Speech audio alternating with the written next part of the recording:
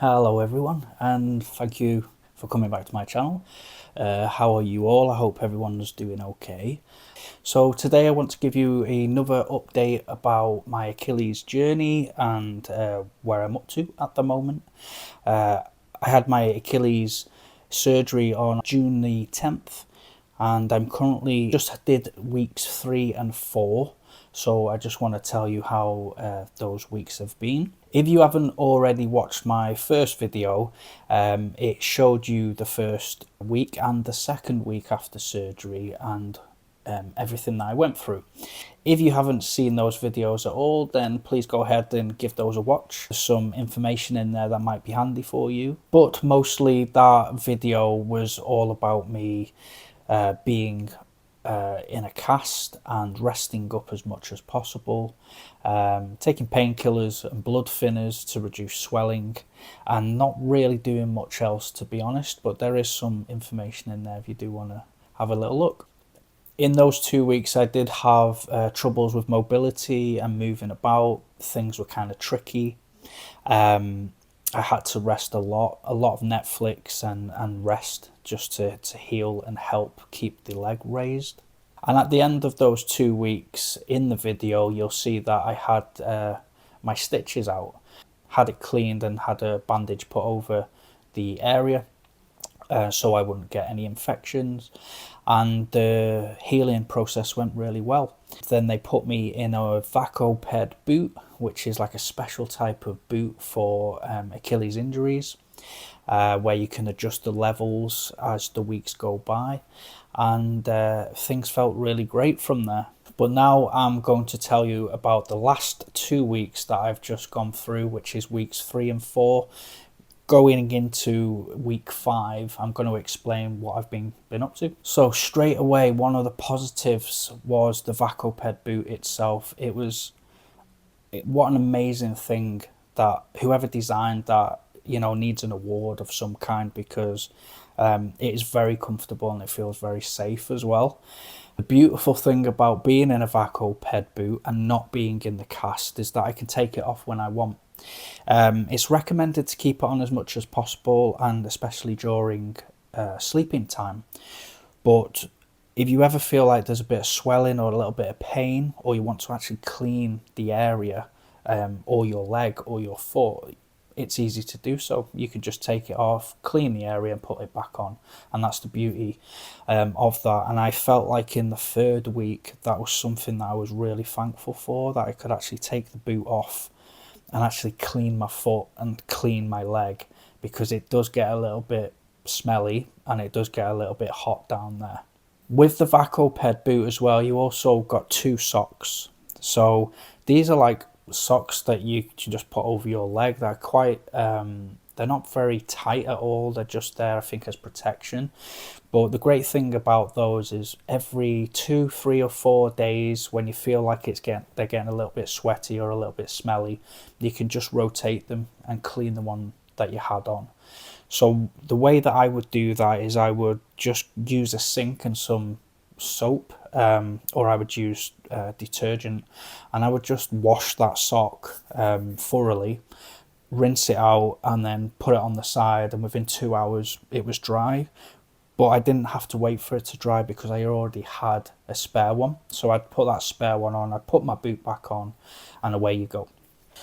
So during the 3rd week, after obviously getting the Vakoped boot on, you will still have soreness, and you still will have inflammation as well, some more than others.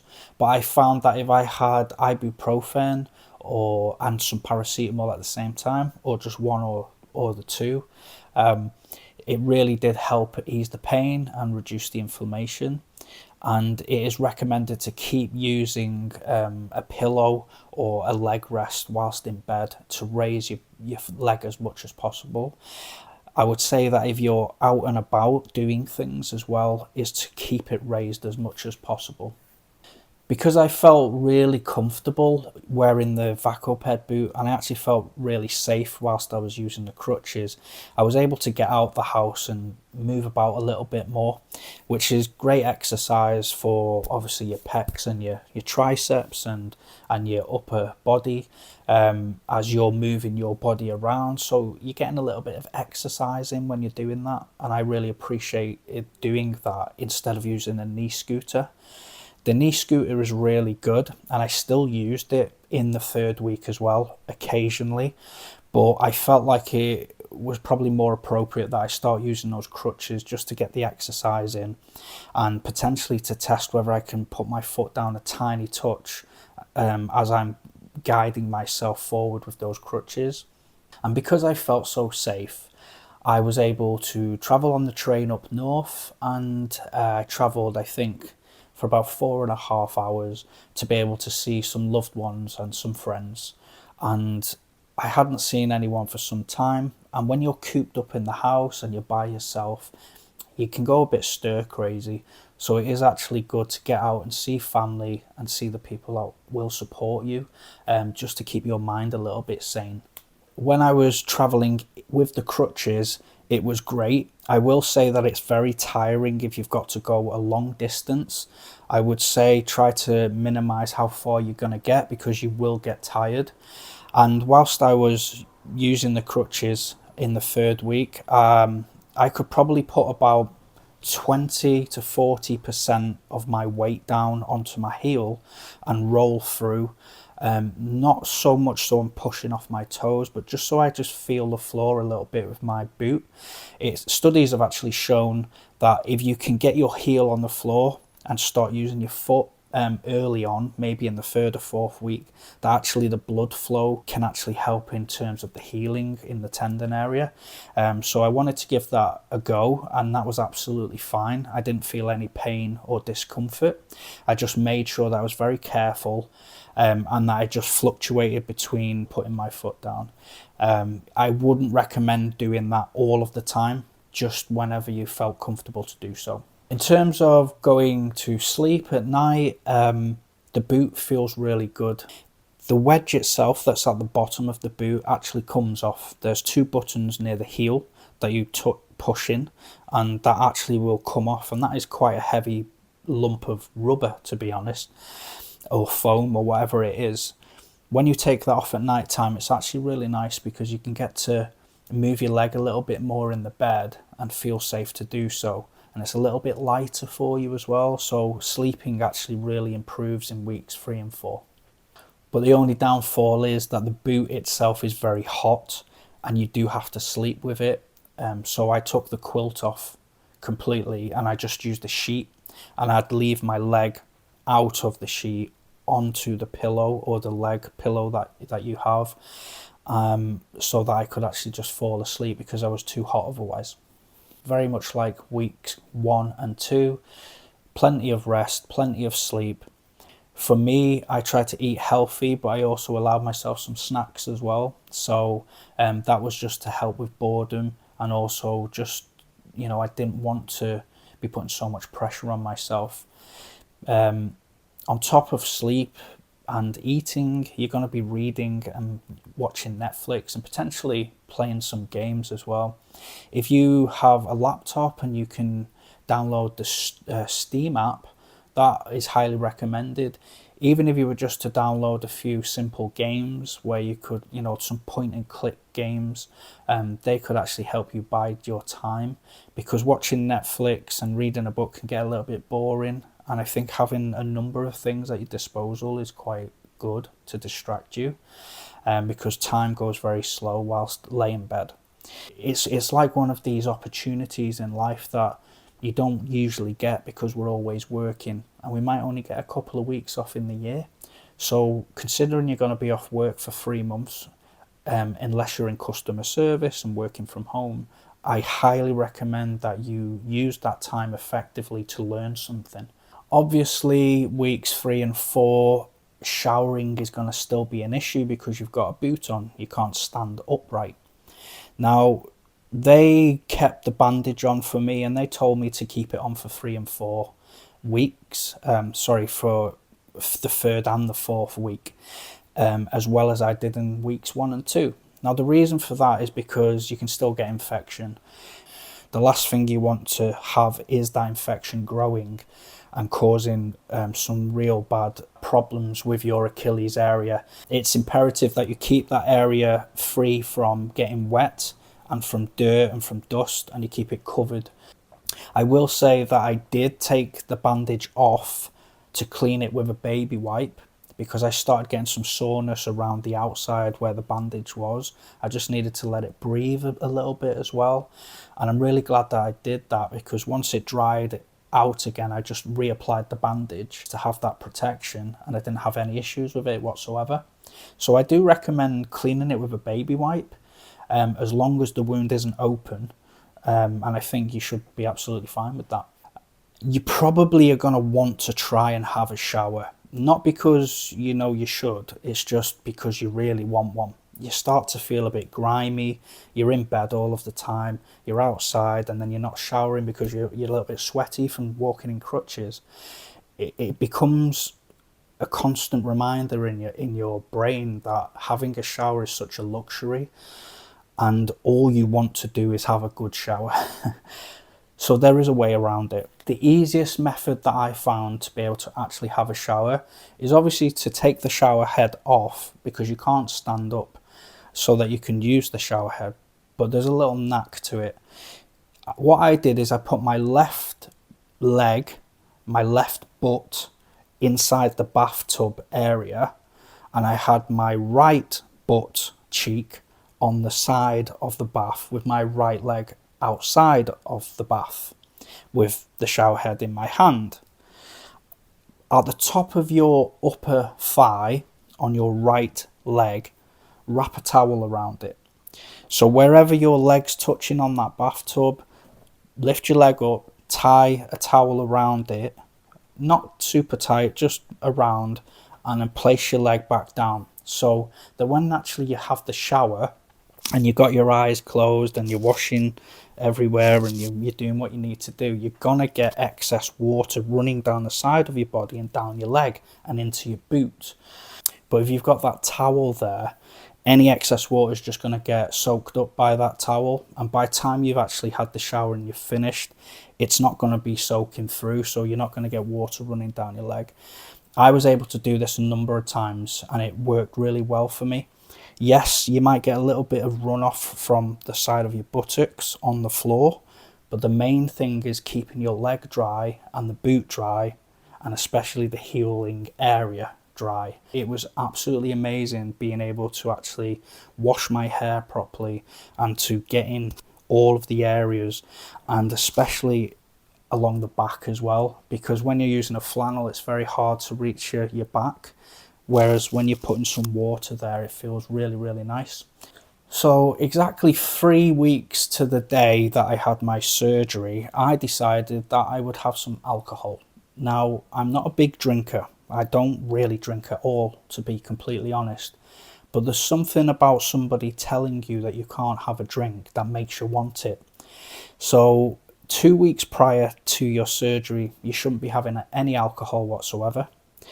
And within the first 3 weeks after surgery, even a whole month, you shouldn't really be having any alcohol, because the problem with having alcohol is that you could slow down the healing process, you can affect your immune system, and you can actually affect the surgical area within the tendon itself. But on the 3rd week, I decided that a small glass of red wine was appropriate. I was healing very well, so I decided, yeah, why not? Don't feel like you can't have a drink, but just be careful. Don't drink too much because it will affect your healing process. As I was coming towards the end of week 3, coming into week 4, I really started to feel a bit of a shift in comfort and in routine. I started to feel like I could be a bit more mobile in the house and outside. I felt like my upper body was getting stronger because I was using the crutches. I felt like I could actually put a little bit more weight into my boot and felt comfortable with that routine as well of walking. So weeks 3 and 4 are actually really big weeks, I think, after surgery. Also, as well, in the last video, I spoke about going to the toilet at night time. In weeks 1 and 2, you might not feel safe enough to go to the toilet, so you might use a pee bottle, and I did recommend that in the first video.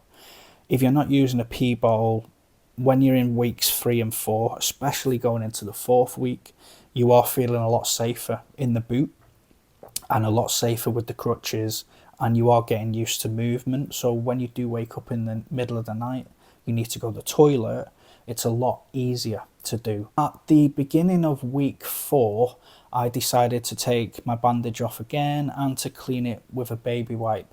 And I actually felt like I was healing really, really well by doing this. But I did notice that there were 2 small, tiny sections of stitches still remaining in my leg.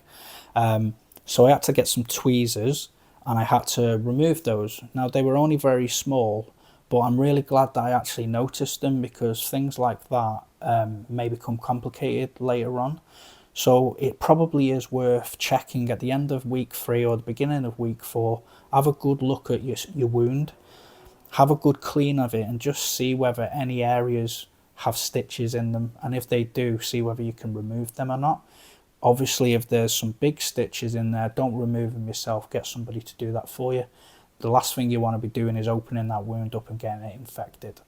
And obviously, if you're still using a bandage, reapply the bandage afterwards as well. Keep the whole area as clean as possible and protected.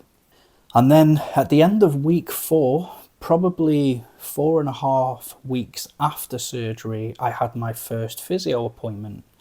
Now, my physio appointment wasn't far from where I lived, and I was able to get a bus there, which didn't cost too much, and it wasn't too difficult either, which was a big thumbs up. I'm not sure what the circumstances will be for you, but if you can maybe try and get a physio unit closer to your house instead of going back to the main hospital, and maybe they can forward you on to a small unit that's a little bit closer, because it is really going to help you in terms of transportation. So my physio said that I was healing extremely well. The surgeon had done a fantastic job. It was really clean, it was really straight, and it wasn't looking too bad at all. The swelling had really subsided as well, and I felt great by that news. He obviously discarded that bandage that I'd been using for 4 weeks straight, and he actually cleaned the area and reapplied a new one for me. And he actually got me moving my foot for the first time in 4 weeks. So this is a bit daunting when he asks you to do this, but lifting the toes towards you and away from you, and then rotating the ankle and foot to the left and to the right, is quite daunting. So the Vakoped boot itself, at the back, the adjusters can be turned with a key and they can be moved up and down, which allows the boot to go more plantar flexion or more dorsiflexion. So when you start off at position 3, which is about that angle, he then moves it to like 1.5. So you go from 3 to 1.5, which then brings it up a tiny bit more like this, which is a bit more dorsiflexion. This enables you to stretch the back of the tendon slightly over the next 2 weeks, in weeks 5 and 6. So the tendon structure can actually heal and the fibers can work together, because you obviously don't want to be in this position forever. So just be aware that when you do move the boot up and he puts you back in the boot, be very slow in your movements and use your crutches, and don't put any weight down straight away. Wait maybe a couple of hours before you try to put your heel down a little bit. And you may feel a little bit anxious. I know that I started to feel a little bit anxious when he gave me the exercises that I needed to do for weeks 5 and 6. But I also had a lot of excitement as well, is because this is the actual first stage where you start to control your own recovery and progression by how much effort you want to put in. If you decide every day that you can't be bothered, then you're gonna heal slower probably, and you're gonna progress slower. So it's essential that you do keep on top of your exercises, and it is exciting because it is the start of your recovery. It's the start of your body getting strong again and your leg getting strong again. It is an exciting time. If you've made it to weeks 3 and 4 yourself, then I'd love to hear how you're feeling about it, because I'm extremely excited about it. And I can't wait for the next 4 weeks, because then we're nearly where we need to be at to come out of the boot. So I'll definitely be updating you on that journey as we go by. The main thing I said to my physio as well is I needed some reassurance from him. I had to ask him, what are the limits like in reality when doing the exercises? The good news is he came back with a great answer, which was the success rate for people after surgery is massive. And he hadn't had anybody walk through his physio department after surgery who had actually re-ruptured it.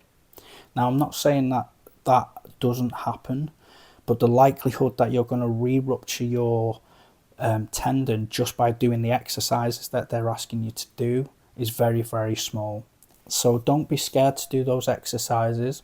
He basically just said, if you start to feel any type of discomfort in terms of pain or dull aches in that area, just to cease immediately what you're doing and just take it a bit slower. Just to be on the safe side. It doesn't mean that you're about to snap your Achilles. It just means that you're just overworking that area because it's still healing. So for me, the first day of wearing that new position in the boot, it did feel a little bit sore. By the time I got home, I had a little bit of aching there because of it was stretching a little bit. But you know, you have a bit of paracetamol, a bit of ibuprofen, get it raised above heart level when you're back in bed or the sofa, and it will subside. And after the first or second day, that just went away completely.